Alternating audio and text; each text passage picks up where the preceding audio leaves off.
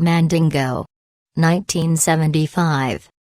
Based on the novel Mandingo by Kyle Onstedt, the film adaptation is considered to be one of the most racist movies ever made and was panned by many critics upon its release. Roger Ebert describes it as racist trash and a piece of manure. It is set in slavery-era America and is notorious for its violent depiction of interracial relations. The two main white characters are depicted as rapists, forcing their slaves to sleep with them. Both the white and black characters are nothing but stereotypes in every regard, even down to the way they speak. The Passion of the Christ. 2004. Public perception of this movie wasn't helped by Mel Gibson's overt anti-Semitism, but The Passion of the Christ clearly depicts the Jewish people as the cause of Jesus Christ's death, an unfortunate misconception that has resulted in an unknown, but certainly extremely high, number of Jewish deaths over the years. In the movie, the antagonists who force Pontius Pilate's hand are shown as evil, cackling schemers, thirsty for the blood of Christ. Even those Jews who were not a part of that group are seen as dumb or uneducated because they didn't accept Christ as their Messiah. Gone with the Wind. 1939. Considered by nearly all critics and viewers to be one of the greatest movies ever made, Gone with the Wind is a romanticized portrayal of the South during and after the Civil War.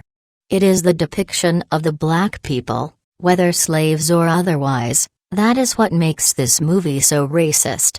The most visible character, Mammy, is unable to function without her white masters. Virtually every slave was shown as docile, even loving, to the whites who owned them. Bad blacks were given an even worse treatment.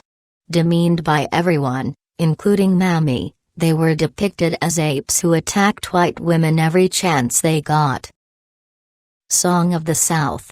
1946. Following a young white boy named Johnny who moves back to the South, Song of the South is unabashedly racist in its depictions of its black characters, especially Uncle Remus. The ex-slave comforts Johnny with various tall tales about mythical animals, who themselves are mostly racist stereotypes. The movie was so reviled that Disney has not allowed the sale of the movie since the 1980s. Interesting tidbit, because the Tar Baby story in the movie was considered to be racist, the Splash Mountain ride at Disneyland has Brer Rabbit getting caught in a beehive instead. The Littlest Rebel. 1935. In this movie, Shirley Temple plays Virginia, the youngest member of a plantation-owning family during the Civil War. When Fort Sumter is attacked, her father leaves home to become a scout for the Confederate Army. Left in the care of her mother and Uncle Billy, one of her mother's slaves, Virginia stays at the plantation until her father is arrested and sentenced to death. She is eventually granted a visit to President Abraham Lincoln, who pardons her father after hearing his story. This movie is guilty of two major offenses common with films set during the Civil War. First, Uncle Billy is clearly an Uncle Tom, in that he is supposed to show that black men didn't really mind being slaves and were happily subservient. Second, the other slaves in the movie are shown to be afraid of the Union soldier. They're actually reluctant to leave slavery behind, wishing they could remain in bondage. The Mask of Fu Manchu. 1932. The character of Fu Manchu, played in the movie by Boris Karloff in ridiculous makeup, had been around for 20 years at this point. Dressed up as a Chinese stereotype, Karloff was given long fingernails and slanted eyes. In addition, yellow powder was liberally spread across his face in an effort to look more oriental. The character of Fu Manchu was a sadistic criminal mastermind, bent on destroying the white man. One of his more infamous quotes, "Kill the white man and take his women," The movies with Fu Manchu were also extremely sexist, with the women only there to serve as sexual objects. Soul Man. 1986. Due to its comedic nature, this movie may not seem racist at first glance, but it is undoubtedly so. Soul Man follows Mark Watson, an affluent Harvard student whose father stops paying for his tuition. Faced with the idea of being kicked out of school, Watson devises a scheme. He overdoses on suntan pills, effectively turning himself black, and uses affirmative action to get a scholarship. The movie itself is relatively benign, but the use of blackface, especially this late in the 20th century, is certainly tasteless. Triumph of the Will. 1935. Any number of German propaganda movies could have made this list, maybe even filled it completely, but Triumph of the Will is the worst of the worst. Considered to be a spectacular technical achievement, the movie is nothing but pro-German nonsense.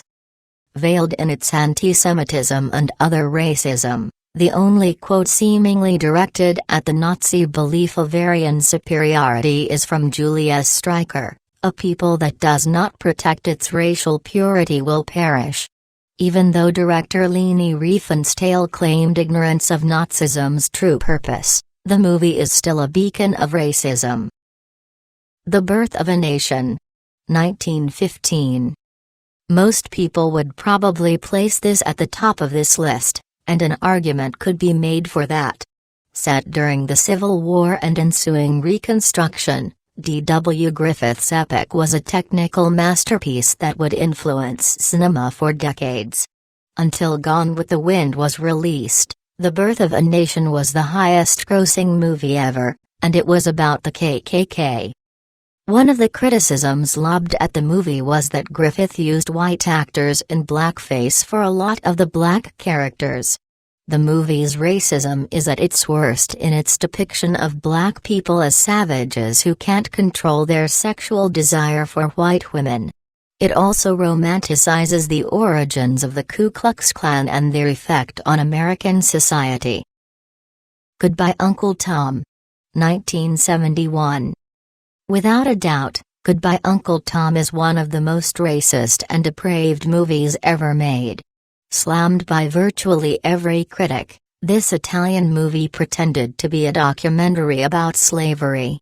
Instead, what transpired was a thoroughly racist farce about how black people were evil monsters who deserved everything they got.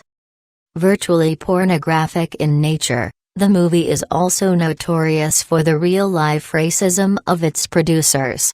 Nearly every actor was an impoverished Haitian or African, and they were degraded for little money because they had nothing. Granted, the depiction of slavery was most likely correct, but the movie relishes in the depravity to the extent that it is racist in and of itself.